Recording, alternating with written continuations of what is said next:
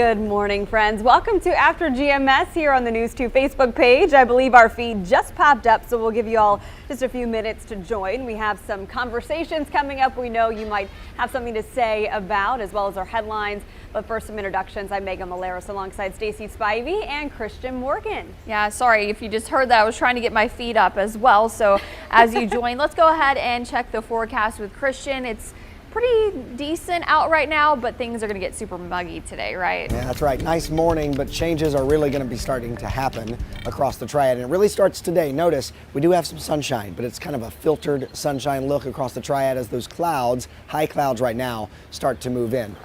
Overall, I think we just have a general risk for thunderstorms today, and most of us should actually stay dry, but we'll have to keep our eyes on the radar as we go throughout the afternoon. As far as temperatures go, we are starting out in the 60s, 63 in Greensboro, 65 Winston-Salem and in Lexington, and 63 in Asheboro as well. Now watch, as Futurecast plays this out, our clouds thicken up going throughout the afternoon, and there's not going to be many, but there could be one or two thunderstorms, and they may get a little bit bumpy, and then a couple showers and thunderstorms possible overnight. But really going into your Thursday afternoon, that's when the better chance for some thunderstorms is going to come. And actually some of those tomorrow afternoon may be on the strong or severe side. Our main concern with that would be for a damaging wind gust. Of course, we'll keep you updated. We'll nail down the details a little further as we get closer to your Thursday. For today, we'll call it a mix of sun and clouds with that isolated storm chance in the afternoon. Temperatures topping out right around 80 degrees, mid-60s tonight with mostly clouds, and that overnight shower or thunderstorm is a possibility. Again, better chance for that's going to come as we go into your Thursday afternoon and again on Friday, but I actually think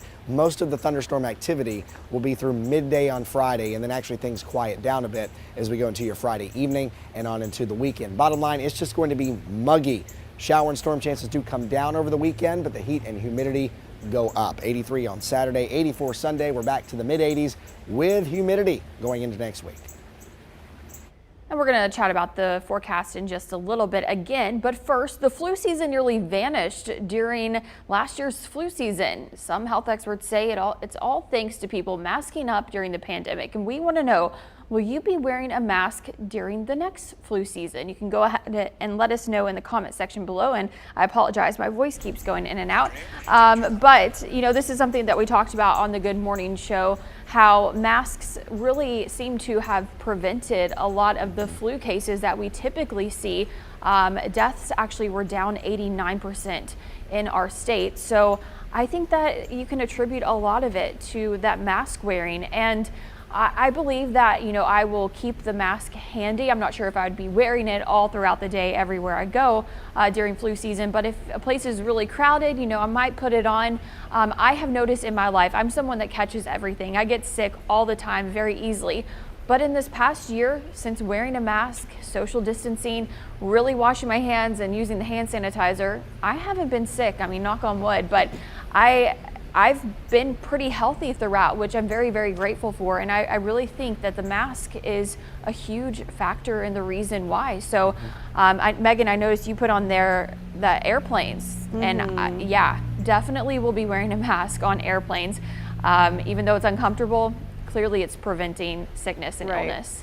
And as it stands now, most major airlines are still requiring masks anyway. But come flu season, you know, that's still a few months away. We could maybe see some easing of those types of guidelines. I, for one, probably won't fly again without a mask, at least one handy, given the risk for contagion in those close proximity types of aircraft. Same with going to grocery stores, running errands, being in other public places during flu season. Great option. Again, your choice in most public places as it stands now, and probably even fewer restrictions come the winter. I also think it might be a nice option now that masks are so normalized for new parents who are leery about letting others hold a new baby. I'm speaking as someone who had a baby born at the peak of flu season in 2020. This was even before COVID was a real threat here in the U.S. And the main thing was flu and how bad the flu season was back in early 2020. So being able to, you know, kindly request, hey, you know, do you mind just putting a mask on when you're near my child? I think at least if you know the people, your family and friends, I think will be maybe a little bit receptive to that idea. Stacey, you might have something to say about that. Yeah, no, I totally agree with you. I've kind of made it a rule in my household that once Baylor is here, anyone that's not vaccinated, you know, that they'll have to wear a mask around her. And I definitely feel like, you know, in the future, if someone has like any kind of cold symptoms or flu symptoms and they want to come over, I might just say, hey, can you please put a mask on? I don't want to risk Baylor getting sick. And I think that while some people might not be happy with it, I hopefully would think that they would respect, my decision-making process and why I would ask them to do that. I know that I would respect somebody else in that same situation. And at the end of the day, you are the parent, and that's going to be important to remember. What you say goes for your child. Christian, what are your thoughts on masks? Do you plan to keep one handy? I just think it's become more of an acceptable thing now, especially, before the pandemic, we had never really worn masks, never kept them handy, and so it was something so new. And now I think that we know about how they work and what they've done to help us kind of curb the COVID pandemic. I think, absolutely we'll be keeping them on hand. And like you mentioned, the flying thing, I don't know if we'll ever go back to flying without a mask again, at least me personally. Yeah. Okay, Christian, I don't want to change the topic here, but people are asking you if you yelled too loud at the Hurricanes game last night. Earlier on the Good Morning Show, you explained the tree pollen is so bad. Yeah, yelling too much at the Hurricanes game sounds like a much better excuse than my allergies. Not even the tree pollen. Everybody else deals with the tree pollen early in the spring, and it doesn't bother me at all. And then we get here to the end of May and the beginning of June, and the grass pollen just eats me alive. And I felt it yesterday. I completely lost my voice yesterday afternoon, but it's back this morning somewhat. So I've been drinking hot water and cough drops and just eating them like candy this morning. So I'm going to continue doing that. You're but powering through. I'm good. I'm glad that people are worried. Yes, they are. Okay, so now that we've given them a few more seconds to weigh in on this, Stacey, what are our viewers on our feed here thinking about masks during flu season? I was a little surprised to see the majority of people are saying yes. Rhonda says yes. However, Tori says no. Brad says he's never worn one anyway. Let's see. Clorinda says she might continue to in public enclosed places. She says, I've not been sick with anything for 15 plus months, and it's the first time in my life I've not had a cold, bronchitis, sinus infection, something. Yeah, I have. I typically get sinus infections at least once or twice a year, and I haven't this year. So Clorinda, I understand that. Ann says maybe if I need to, I will. April says yes. Charlie says yes. Heather says I would wear a mask during this next flu season, anything to avoid another cold or anything else. Angela says no. Sherry says she does at Walmart and Food Lion. And Renee says she plans to have a mask handy at all times. COVID nor the flu or going anywhere, continue to wash her hands frequently as well. And you can go ahead and weigh in on the conversation and let us know what you think. All right, yeah, this is a good talker. Thanks for your participation so far. Let's get to some morning headlines, then we have another chat coming up in a few minutes. The Guilford County District Attorney's Office says we will get an update today on a deadly deputy-involved shooting. Back in November, 18-year-old Fred Cox Jr. died outside of a funeral in High Point. Investigators say people pulled up to Living Water Baptist Church and started firing shots. They say a Davidson County Sheriff's deputy in plain clothes was there and shot Cox 4 times amid the chaos. The SBI investigated the case, and the DA's office has been reviewing it as well. You'll hear from Governor Roy Cooper and his COVID task force later this afternoon. There is a briefing scheduled for 3 o'clock. He's also expected to share updates on rent and utility assistance. If you have the News 2 app and you're on the go, you can find the latest information right there on your phone. Market organizers delayed the 2021 spring furniture market to allow more time for the COVID vaccine rollout and the industry to stabilize, and they're still scrambling now to find workers. One business owner said he usually caters 5 to 7 showrooms during market. This year he has the staff for just 1. The High Point Spring Furniture Market begins Saturday, June 5th and ends Wednesday, June 9th. Here's a chance for you to make some progress on the career front if you're looking or browsing. This morning, Goodwill and NC Works in Greensboro are connecting, people to employers. They're hosting a hiring event at the Career Center on Meadowview Road from 10 to 1. Employers scheduled to attend include Schneider Trucking, Food Lion, and Ashley Furniture Industries. Full-time and part-time positions are available. Social distancing and mask wearing are required. Well, grab your sneakers and lace up. It's the perfect day to go out for a run as it's National Running Day. We want to know, are you a runner, walker, hiker, biker, or maybe just a couch potato? And that's okay. Join the conversation right now on our Facebook feed. And you can't use the weather as an excuse, at least for this morning, to get out of this one, okay? Christian tweeted that it'll be pretty nice this morning, but you'll want to get the run in early because temperatures will go up as well as the mugginess. So maybe right now, go ahead, put your sneakers on, get outside. So let us know, what are you, on a day-to-day basis? Do you run a lot? Do you walk? Do you hike? Do you bike? Or are you like me and a couch potato? I do actually really try to get out and walk as much as possible. However, at this point in my pregnancy, if I walk a lot or too much, my ankles swell. If I don't walk, my ankles swell. So I'm really just kind of like at that point where I'm just swelling a lot. So I do spend a lot of time with my feet up these days. But I think once Baylor does arrive, we'll be doing a lot of walks with her, of course, and very excited about that. As far as running goes, I've never really been much of a runner.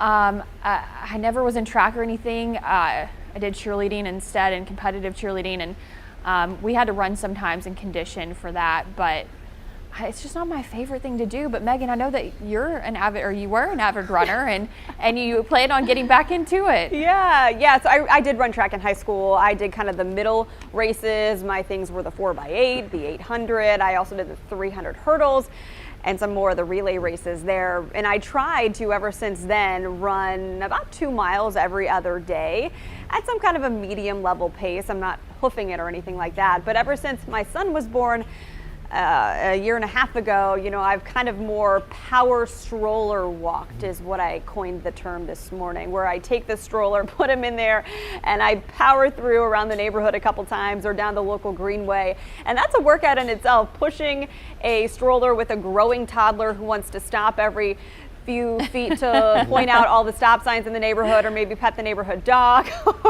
or look up at the moon and the sun. So it's always an adventure, but I consider that a workout. Just getting outside, getting him outside, clearing our minds, being out in the fresh air does wonders, Christian. I think we could put power stroller walking in the dictionary. Thank you. Yes. I used to be an avid runner. I ran cross country in high school and I ran in college, but after that, I don't do it regularly anymore, but if I am out doing a walk or anything like that, I usually do kind of pick up the pace. I usually do go for a run, but in the last couple of years, I've kind of gotten more into the gym. I do a couple days at the gym and then a walk or a jog. We'll call it a jog. I normally do a jog a couple times a week, but I don't run like I used to. Yeah, but Christian, you play golf a lot, and I feel like that's a good workout. I use that as my excuse to say, if I didn't run this week, well, at least I played golf. I did some kind of physical activity outside. I, swing my arms a little bit. Yeah, see, there you go. And like, I've been doing a lot of yoga and stretching to prepare for birth and everything like that. Not to give you like too much information, but and I feel like as long as you are doing something somewhat active for a little bit a day, then you're in good shape, A little bit's better than nothing. Yeah. Well, there are a wide range of opinions on this topic here on our Facebook feed. Some couch potatoes, some avid runners, some bikers. Stacy, share some of our comments here. Yes, let's see. Renee says she enjoys walking and running, especially on nice trails, and we do have a lot of good trails around the area. Bobby likes to bike ride and walk. Heather said, I'm for sure a couch potato. And I said, don't worry, Heather, I am too. Bobby says he thinks bike riding is easier on the joints than running. I definitely would agree on that one. Renee says running is her preference, and Sherry says couch potato for sure. All right, well, we are going to have some beautiful weather today to go for a run this morning. And then, Christian, the humidity is really going to heat up later on, that pollen only getting worse, and just feeling like a typical summer in North Carolina type of forecast. It's getting to be that time of the year. Now, the humidity's not bad yet, but it will start to get bad. You'll notice it on the increase today, and especially over the next few days going into the weekend. So today I think we're mostly going to be dry. We have some sunshine now, but the clouds will start to thicken up as we go throughout the afternoon. Mainly a dry day, but there could be an isolated shower or thunderstorm somewhere across the area, mainly after about 3 or 4 o'clock. May get a little bit bumpy, but going into your Thursday, that's going to be the better chance for some scattered thunderstorms. Some of those actually could be on the strong or severe side. Main concern right now would be for a damaging wind gust, and we're just in a level possible 1 out of 5 for severe weather on your Thursday. Scattered showers and thunderstorms linger into the day on Friday, but really more of a midday thing. And then as we go throughout the afternoon and into Friday evening, I actually expect things to quiet down a bit as we go into the weekend. So Saturday and Sunday, the shower and storm chances do come down, but we trade that for added heat and added humidity. We'll be back in the mid 80s on Saturday and Sunday, humidity going up, and it's going to stick with us as we end the weekend and go into next week. So it's very much becoming that very summer-like pattern that we have in North Carolina. And these are going to be very hit and miss storms. You know, they're all driven by the heat and humidity still. They'll just kind of pop up as we go throughout the afternoon. So it's really tough for us to nail down an exact timing or an exact location of where they're going to pop up at. Some of you may get a storm, some of you may not. That's just how summertime goes in North Carolina. So the Hoppers game, Hoppers and Dash, Yeah. game 2, of course, an exciting week here. These teams until yesterday had not played each other in 53 years. They were not in the same division. You think that noon game is going to be okay weather-wise? Yeah, I do actually. That's a good point. You mentioned that. Notice the odd time change for today. It was 6:30 last night. The game starts at noon today. And honestly, I think we'll be okay through noon. And actually through the game, you will notice the clouds increasing. But once the game gets over by about 3 or 4 o'clock in the afternoon, that's going to be the better chance to get one of those thunderstorms. But I say if you're planning to go out to the game at lunch today, go for it. I think you'll be just fine through about lunch, 1, 2, 3 o'clock. Perfect timing then. Yeah, I think we'll just miss it. And really, really an awesome game. I was so sad I couldn't go last night, but I'm going to go to one of these games throughout this stretch. It's pretty monumental, I guess, if you will, if you're a Triad native. Really fun series for sure. All right, well, thank you guys so much for joining us here on After GMS. We do this every day at 7:45 on the News 2 Facebook page. We've had a lot of fun with y'all. Yep, get out there and get to it. Make it a great Wednesday. We'll see y'all later. See ya.